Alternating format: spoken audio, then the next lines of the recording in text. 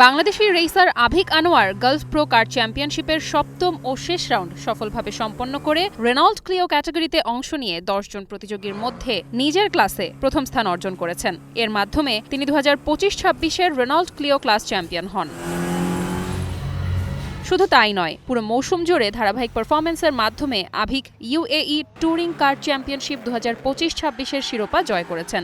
বাংলাদেশি হিসেবে এই ক্যাটাগরিতে প্রথম কোনো চ্যাম্পিয়নশিপ জয়ের রেকর্ড এটি। মোট 40 জন আন্তর্জাতিক প্রতিযোগীর মধ্যে তিনি 377 পয়েন্ট নিয়ে শীর্ষে অবস্থান করেন। দ্বিতীয় স্থানে থাকা রাশিয়ার ম্যাক্সিম ভলিকিন অর্জন করেন 207 point. Gulf pro car overall champion হয়েছে, যেটা first for any Bangladeshi, and আমার রেনল্ট ক্লিও ক্লাসেও চ্যাম্পিয়ন হয়েছে। যাত্রাটা কোনোভাবেই সহজ ছিল না, কারণ আপনারা জানেন 2025 সালের জুন মাসের লাস্টে মালয়েশিয়া আমার বড় একটা অ্যাক্সিডেন্ট হয়, এবং ওই অ্যাক্সিডেন্টের পর রিকভার করে এসে একটা ফুল চ্যাম্পিয়নশিপ করা, that too with winning performances like today.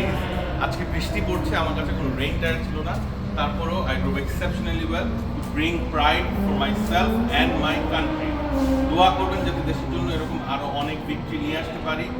কোনো স্পন্সর নেই, কিন্তু তাতেও আমার কোনো বাধা ছিল না। I tried my best.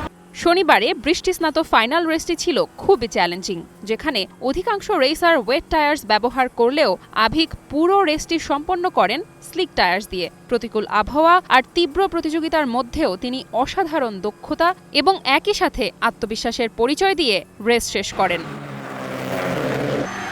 এই চ্যাম্পিয়নশিপে UK, Ireland, Germany, Bharat, France, Russia, Ukraine, Pakistan, Hong Kong, চীন, ইটালি এবং লেবানন সহ বিশ্বের বিভিন্ন দেশের প্রতিযোগীরা অংশগ্রহণ করেছেন। এই অর্জন শুধু আভিক আনোয়ারের ব্যক্তিগত সাফল্য নয়, বাংলাদেশের মোটর স্পোর্টস ইতিহাসে গুরুত্বপূর্ণ মাইলফলক। বিশ্বমঞ্চে বাংলাদেশের উপস্থিতিকে আরও শক্তিশালী করেছে এই বিজয়। Diana Zarin, Star news.